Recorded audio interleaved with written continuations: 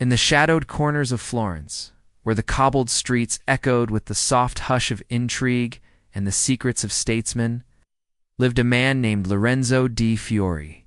He was not a prince, nor a warrior, nor even a merchant of great fortune. He was, instead, a philosopher of power, a contemplative soul wrapped in the guise of a common man. Yet his heart carried the weight of Machiavelli's ink, and his mind bore the scars of love. Love, that tyrant masquerading as salvation. Lorenzo had once loved a woman named Isadora, poet of unmatched grace, whose laughter could unravel silence, and whose presence stirred the air like a hymn. But she did not fear losing him, and therein lay the root of his undoing. For months, he wandered the edges of her affection, a faithful moon orbiting a sun too radiant to notice its pull. Her love came in fragments, a glance, a letter, a dance beneath the amber lights of the Duomo, but never wholly, never with the gravity he yearned for. It was not rejection that wounded him most, but her indifference. She knew he loved her. She knew he would wait. And so she never feared losing him. Machiavelli once wrote, "It is much safer to be feared than loved, if one must choose." But what if the arena is not the state, but the heart? Lorenzo asked himself this night after night, ink bleeding from his quill as he scribbled into a leather-bound journal, the thoughts too dangerous to speak aloud. One evening, after a particularly distant encounter with Isadora, she had spoken to him as one speaks to a childhood, a friend grown irrelevant. He walked to the Ponte Vecchio and stood staring at the water, not with the intent of jumping, but of witnessing the current, of understanding movement. That's when he made the shift, not of heart, but of strategy. He did not wish to become cruel, but he understood finally that love, pure, unguarded, all-consuming, was often seen as weakness. And weakness is rarely cherished in the world of the beloved. So Lorenzo changed. He no longer arrived at her doorstep bearing sonnets. He did not linger in the taverns where she read her verses. He ceased his letters, silenced his presence, and became a ghost that once haunted the corners of her smile, and then the miracle. Or the tragedy, she noticed. At first it was confusion, then curiosity, then fear. Subtle fear, the kind that lingers beneath the ribcage, whispering, "What if he no longer waits for you?" Isadora began to write. Her letters, once sporadic, became frequent. Her words, once cold, now trembled with longing. She sought him out, not in pride, but in vulnerability. And Lorenzo, he watched. He read her pleas. He responded, but never too eagerly. His love, once an open flame, became a candle behind a glass visible but untouchable. He had not become cruel. He had become essential, elusive, desired. There was a kind of cruelty in that, perhaps. Not because he stopped loving her. He never did, but because he learned to wield love the way a statesman wields silence, with precision. Isadora once asked him, in a garden where the violets had begun to wilt, "Why did you vanish from my life?" Lorenzo looked at her, the Florent sun casting gold in her hair, and said simply, "Because I wanted you to feel what I felt, the fear of being forgotten." She touched his hand. "And now," he whispered, "you remember me?" In this game of hearts, Machiavelli's ghost smiled. But Lorenzo's soul, it wept, for he had won, yes, she feared losing him. She clung now to the bond that once was only his burden. But something had changed within him too. He had touched power. And power, unlike love, never lets go. He could no longer love her as he once did, purely, innocently, hopelessly. He had learned to love strategically, conditionally, with restraint. And though she was now his, something was lost in both of them. A kind of innocence that cannot be recovered once the game is played. Love, he realized, is a kingdom. But fear is the crown. And somewhere in the hollow quiet of a Florentine dawn, Lorenzo whispered a final truth into his journal. To be loved is to be cherished. But to be feared of being lost, that is to be desired. Part 2. The architecture of longing months had passed since Isadora's fear had drawn her back to Lorenzo's orbit. Their meetings, once spontaneous and innocent, had transformed into something more ceremonial, almost sacred, as if both feared the casualness that had once ruined them. Isadora brought him poems now, often incomplete, asking for his thoughts. He read them with a detached softness, never revealing too much of his feeling, always allowing mystery to linger. And in this ambiguity, she flourished, desperate to know what he thought, what he wanted, if he still truly loved her. But something strange was happening within Lorenzo. Though he had succeeded in shifting the dynamic, she now reached. For him, in ways he once only dreamed of, he began to feel a hollowness grow behind his ribs. It was not bitterness, or even guilt.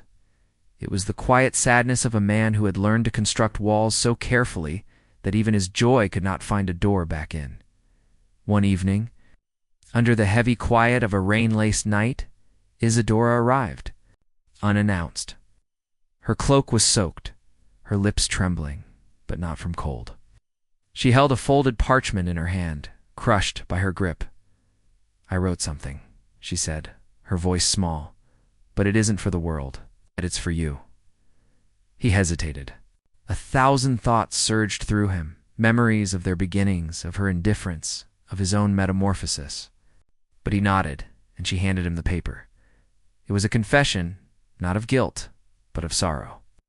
She spoke of the days she ignored him, believing his love eternal, indestructible.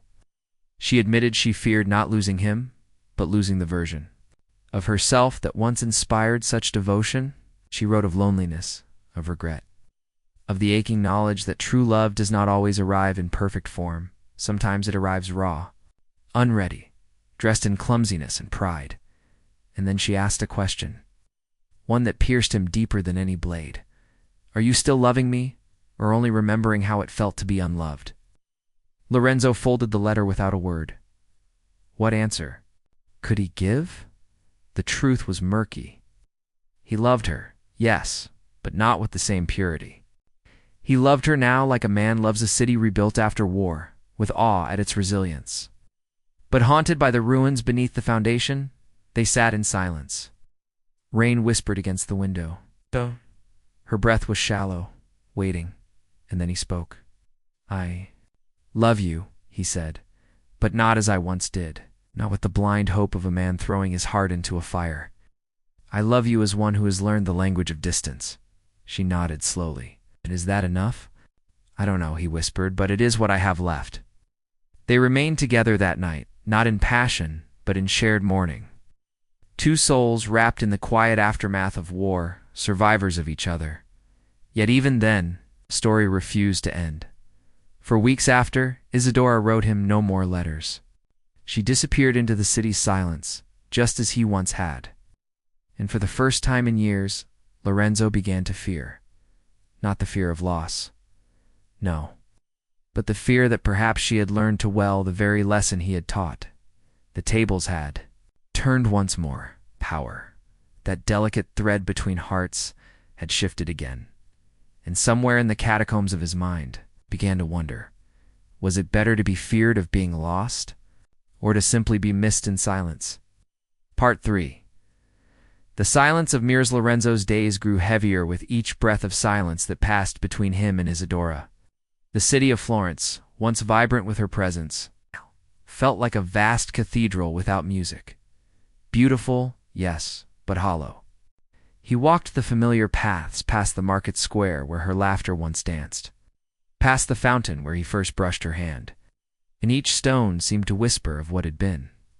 He tried to distract himself in philosophy.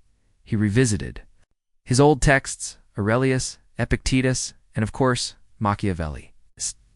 He studied not just politics, but the ethics of absence, the moral landscape of withholding affection. Was it manipulation, he asked himself? Or simply protection? Is one cruel for teaching another? The cost of negligence? But philosophy could not warm a bed left cold. Then, one morning, a letter arrived. Not from Isadora, but from someone else. It was addressed in unfamiliar handwriting. Inside, a simple parchment, elegantly penned. She writes no more because she is trying to forget the part of herself you created. There was no signature, The words struck like a thunderclap. Lorenzo felt the floor shift beneath him. Was this the voice of a friend, a rival, or merely the echo of a conscience finally tired of silence? He reread the line a dozen times. Each time it unspooled differently in his mind. She is not punishing you. She is healing herself. And suddenly, he saw it. In trying to teach her fear, he had planted something else. Doubt. And doubt, once rooted in a heart, does not vanish. It festers. It transforms love into a question, a mirror one can no longer trust. In making himself necessary, he had made himself dangerous. One cannot love what one fears forever. Eventually one either flees or forgets. The next day he visited the poet's garden, where Isadora often read aloud. It was empty now, save for a few wind-blown petals and the fading scent of lilacs. He sat on the stone bench, closed his eyes, and remembered the way she once recited Neruda, not for anyone, but simply because the world felt more complete. With poetry in the air, he whispered her name, not aloud, but in the hidden corridors of his soul. That night, he wrote her a letter, not as a strategist, not as a man who had read too much Machiavelli, but as Lorenzo flawed, bruised yearning. Dearest Isadora, you once asked if I was still loving you, or only remembering how it felt to be unloved. The truth is, I don't know anymore. I feared losing you, and so I tried to make you fear the same. But in doing so, I think I may have taught. You too love like me, with caution, with calculation, with retreat. And I hate that. Because what I loved most in you was your ability to love without defense. To give without weighing the return, I envied it. I sought to control it. And now I fear I have extinguished it. I do not write this to win you back. I write this so you can leave fully, without believing that your silence was unanswered. If you can forgive me, I will be waiting. If not, I will understand. And I will carry your absence as one carries a scar, not as a wound, but as a memory of where I once bled for beauty. Lorenzo, he sealed the letter and left it at her doorstep. Days passed, then a week, and one morning beneath a heavy gray sky he found a single violet flower tucked beneath his window. No note, no name, just a bloom, the same she had once placed between the pages of her earliest poems. Was it a sign of forgiveness? Or simply a farewell? Lorenzo did not know, but he felt something stir within him. Not hope, but humility, the quiet knowing that some hearts do return, and some become legends we carry forever. Part 4. The violet hour. The violet stayed on his windowsill for days. Lorenzo neither moved it nor questioned its presence. It was both relic and omen, a symbol of something between endings and beginnings. Each morning he would sit by it, tea in hand, and let his eyes drift to the quiet bloom, wondering if it meant she had read his letter, or if it was a ghost she left behind for him to haunt alone. Florence moved forward without them, as cities do. Lovers passed in the piazzas, children danced beneath open shutters, and life hummed its indifferent melody. But for Lorenzo, time stood in a curious stasis, not frozen, but suspended, like breath just before confession. Then, one evening, as dusk swallowed the rooftops, she came. No warning.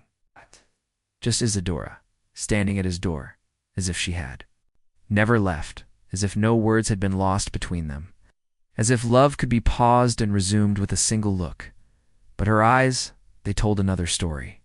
Not of peace, not yet, but of depth. A kind of solemn intimacy born not from romance but from shared scars. He opened the door without a word. She stepped in. They sat. It was Isadora who finally spoke.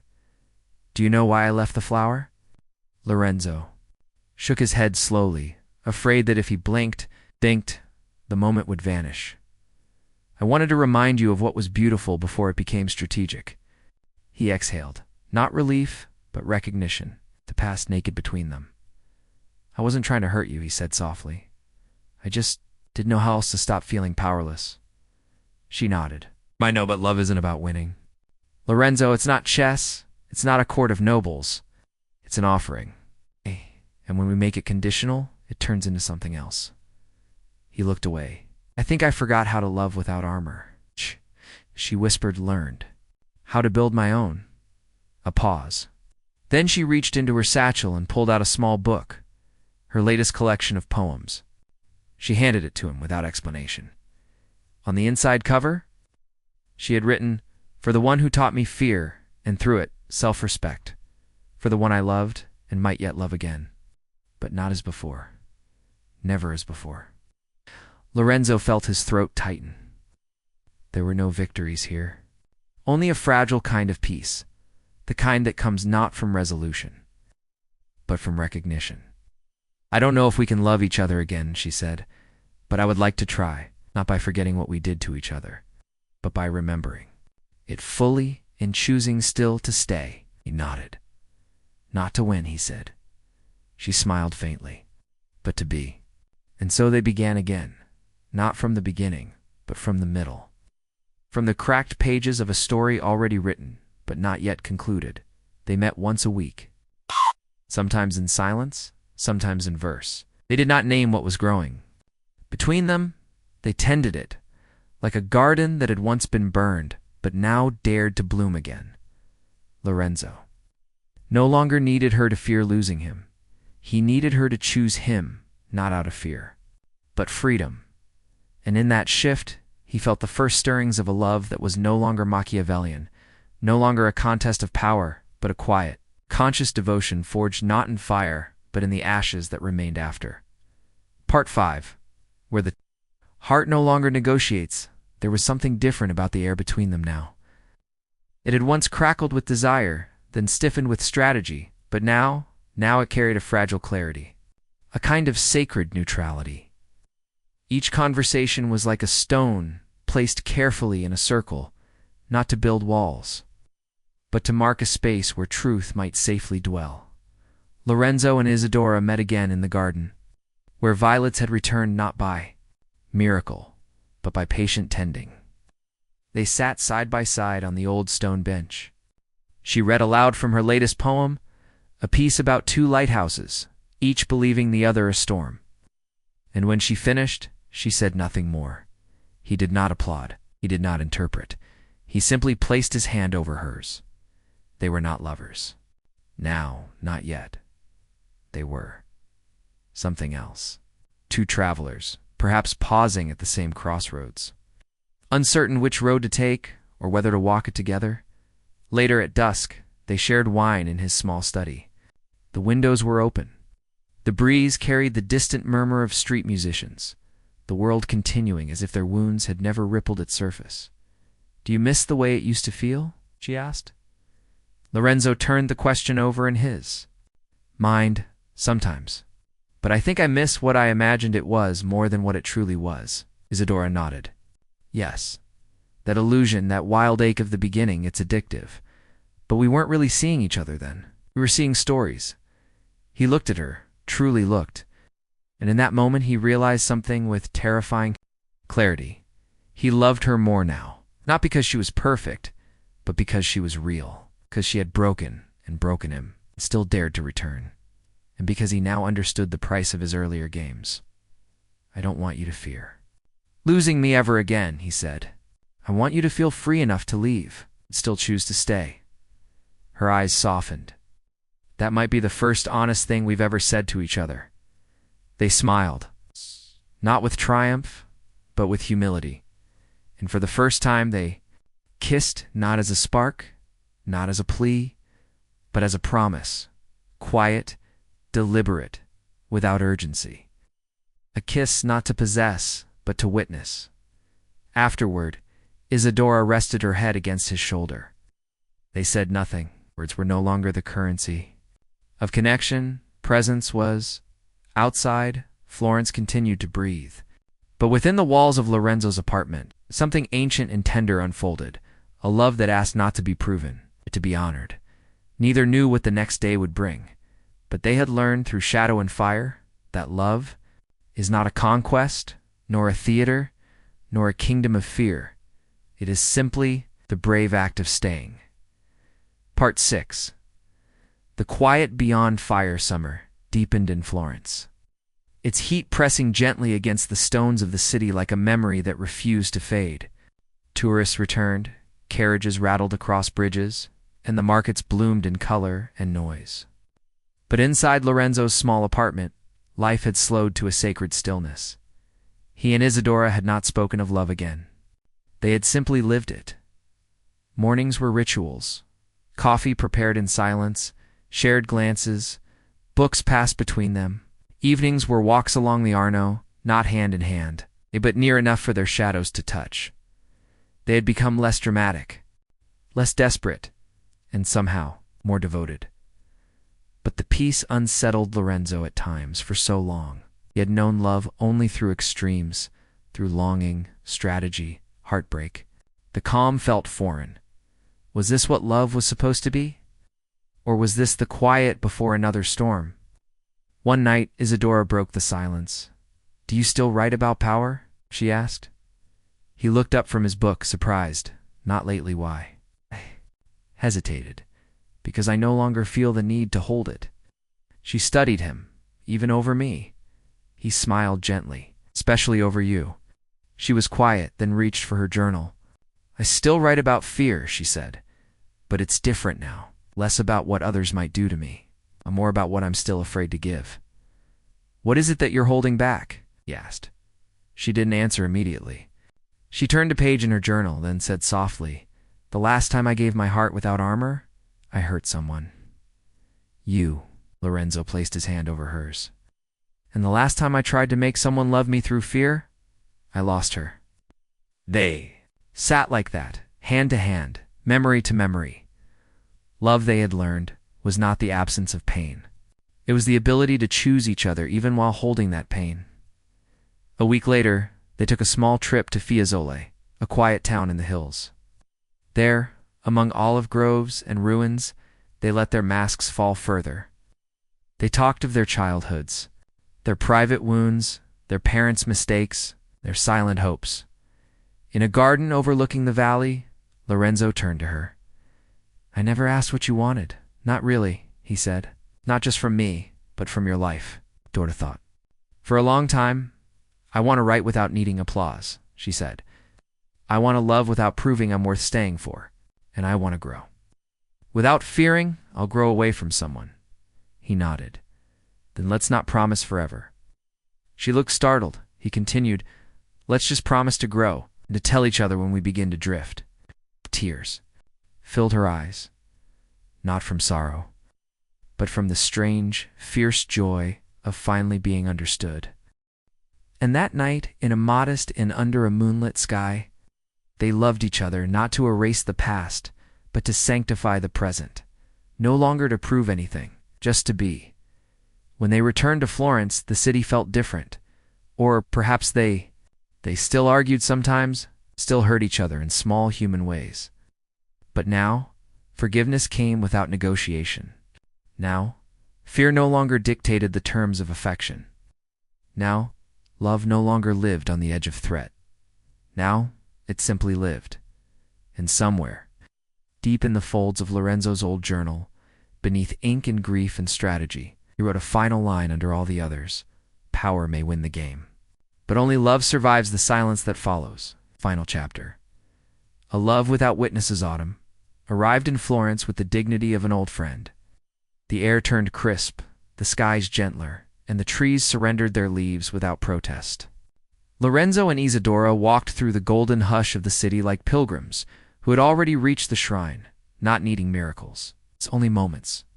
They had grown into each other, not like fire and wind, but like roots, slow, quiet, unseen. No declarations, no grand reconciliations. It's just a shared table, a shared silence, a shared willingness to remain.